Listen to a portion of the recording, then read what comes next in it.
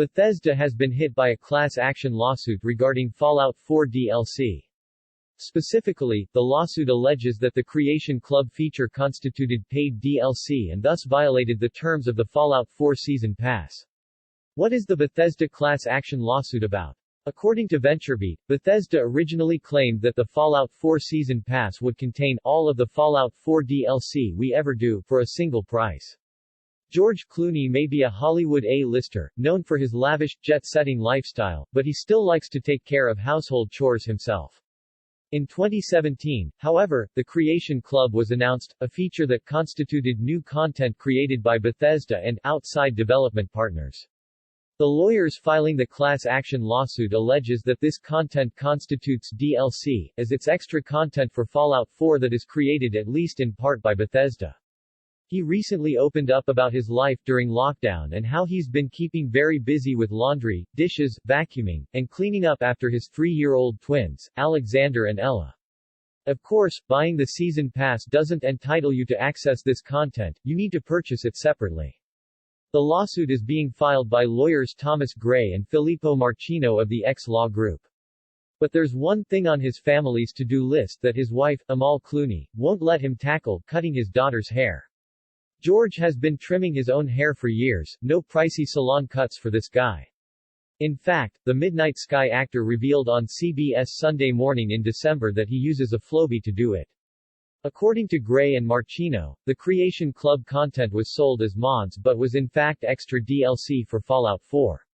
"Listen, man, it works," he said at the time, defending his use of the oft-satirized infomercial device. He also admitted to AARP magazine last month that as the lockdown wore on, he took over the cutting of his son's hair too.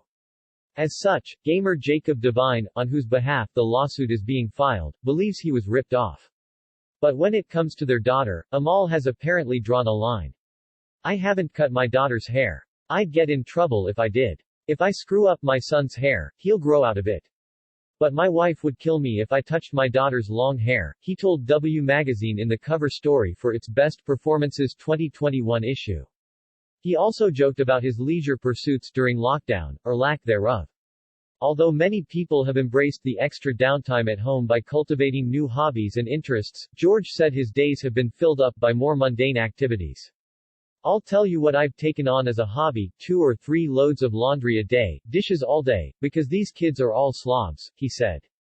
Apparently, you have to wash your children every once in a while. Recently, the Catch-22 star also opened up about the experience of parenting twins. During a chat with People in December, George shared just how much his life has changed since becoming a dad in 2017, and how he's enjoyed watching his twins develop distinct personalities. "It's funny, they're twins, but they're very different," he said, explaining that Ella is very shy whereas her brother is bold and outgoing. "You learn so much with twins because you're raising them both at the same time, born the same day, but you realize how little it has to do with you," he continued. The lawyers are asking for punitive damages, the recovery of cash paid for Creation Club DLC, and other miscellaneous relief. What does this mean for Bethesda? For its part, Bethesda has said that the plaintiffs were not damaged at all by the Fallout 4 Creation Club content not being classed as DLC.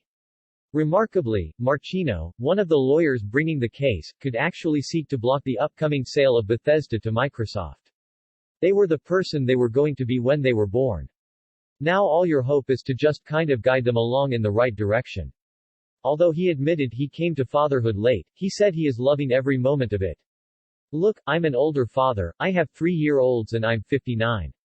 I'm basically Tony Randall," he quipped. But it sounds as if he's having no problem keeping up with his young kids. He told People his lockdown days include, aside from all those household chores, long family walks, reading time, Jonathan and Ella like Peppa Pig and Dr. Seuss books, and plenty of outdoor play. The kids have a bouncy castle set up for them on the tennis court. "I'm lucky because our kids are 3, so I don't have to homeschool trigonometry. I can survive with just spending time with them," he said of sheltering in place. He's also passing on his famous sense of humor to his children. Apparently, George has taught his twins the art of the prank, and one of the family's favorites is the classic Nutella in the nappy joke. Whenever a stranger is around, they'll come in holding it like, "Papa, it's a dirty nappy," and I go, "Okay, I'll take care of it," and then they eat the Nutella out of the nappy, he explained. You can imagine the freakouts we get. Marchino believes that Bethesda could dodge the suit by transferring all of its assets to Microsoft and leaving behind a shell if the sale goes through prior to a ruling. But it's good fun. Lol, and just like the Floby, we have to imagine Amal isn't too thrilled about this one either. There's precedent for this, according to Marchino. When Bethesda purchased developer Human Head, the company transferred Human Head's assets to Bethesda and rehired all of its employees under the Zenimax banner. Marchino doesn't want that to happen again before he's able to achieve a favorable outcome for his client. This isn't likely to be good news for Bethesda, who will want their transaction with Microsoft to go off without a hitch. According to gaming-focused lawyer David Hopp, Bethesda and the X-Law Group are likely to reach a settlement rather than allow the case to go to court.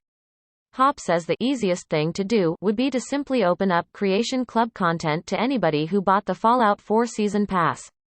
He says he can't imagine a judge or jury awarding billions of dollars over DLC, and that both companies likely don't want this case to find its way to a courtroom. We'll have to wait and see what happens. As ever, we'll bring you more on this as it develops. How do you feel about this Bethesda lawsuit? Let us know in the comments below.